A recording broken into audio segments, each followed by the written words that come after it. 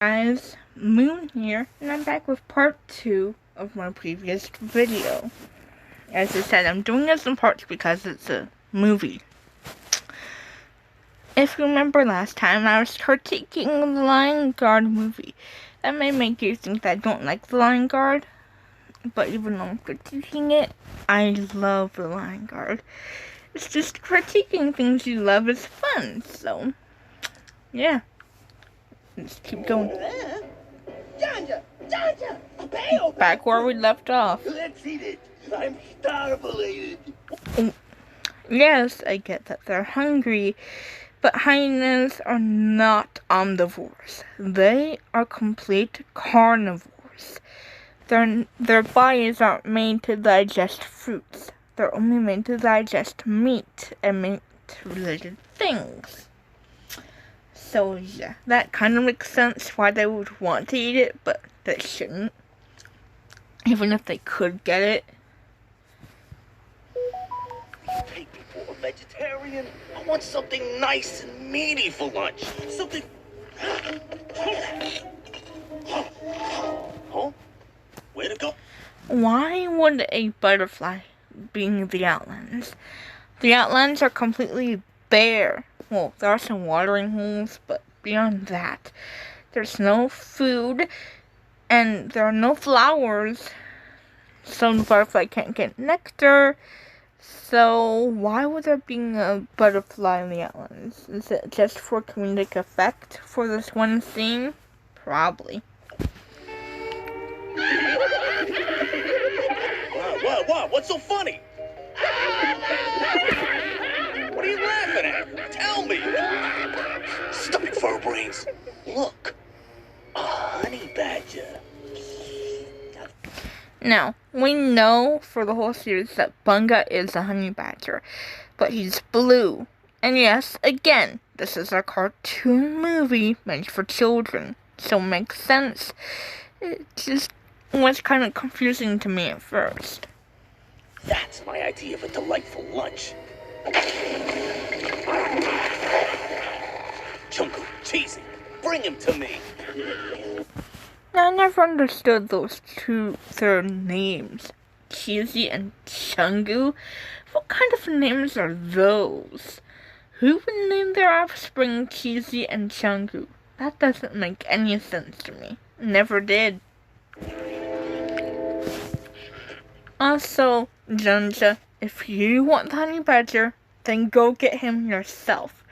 Don't make your underlings do it for you. Don't be a lazy leader. Go get the food you want for yourself. Here we go.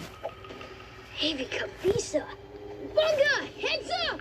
How did kind of see them coming? Yes, he's on top of a ledge. But there's nothing in the scene that shows us that he would have seen them coming other than his reaction. So, yeah.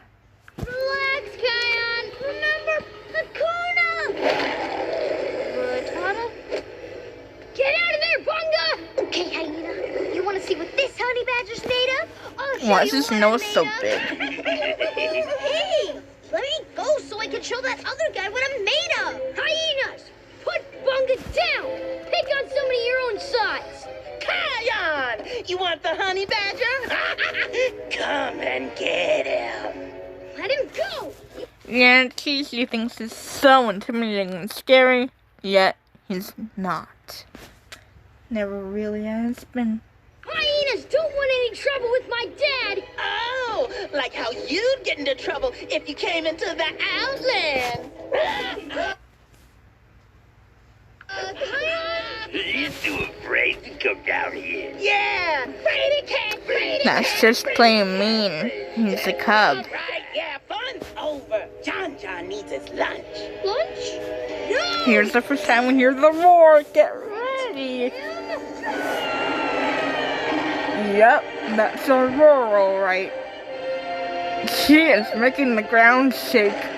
Okay.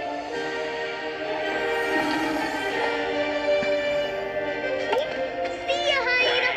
Wouldn't want to see ya. How is Bunga jumping and climbing like that? How? I don't see any ledges that he could jump onto. So, how did he do that? If you guys saw anything that I missed, tell me in the comments.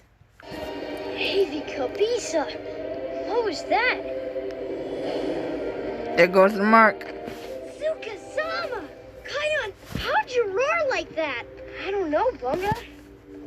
Bunga, yeah, you shouldn't walk backwards. You could bump into something, fall into a hole. You shouldn't walk backwards unless you know exactly where you're going, and that there's nothing in your way. Did though? Well, however you did it, it was unbelievable! That was Kion's roar? Yes, not. This is the first time in the series we see Nala, and for the most part she looks right, except for the fact that her fur is darker, like it was in the first movie. In the second movie, it was a lot lighter.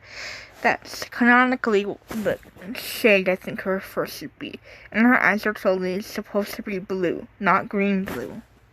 Yes! He is ready! It is time! How does Rafiki know about the Lion Guard? How long has he been the Royal Medusi? I don't get it. Yes, he's an old mandrill, but how long has he been the Medusi for the royal family of the Pridelands? I don't know. No, Rafiki. He can't possibly be ready. He's still a cub. Simba, you heard the roar! I heard it. It's a big responsibility. I need more. No, you don't think being king is a big responsibility. You were all ready to be king when you were a cub. You're starting to not act like Simba. You don't sound like Simba. You aren't like Simba. Not the Simba from the movies, at least. Time to prepare him. I think you've just run out of time, Simba. You need to tell him. But Nala. Yeah, I say listen to your queen, Simba. She's a lot wiser than you'd think. Listen to Rafiki, Simba. She's right. Kion is ready. It is time.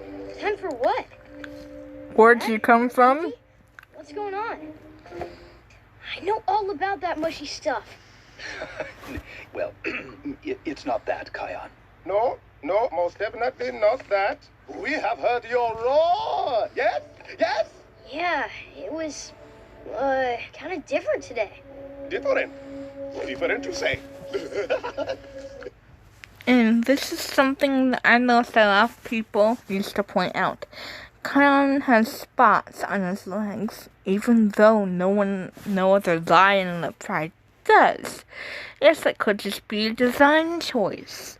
Some people say, oh, he was adopted.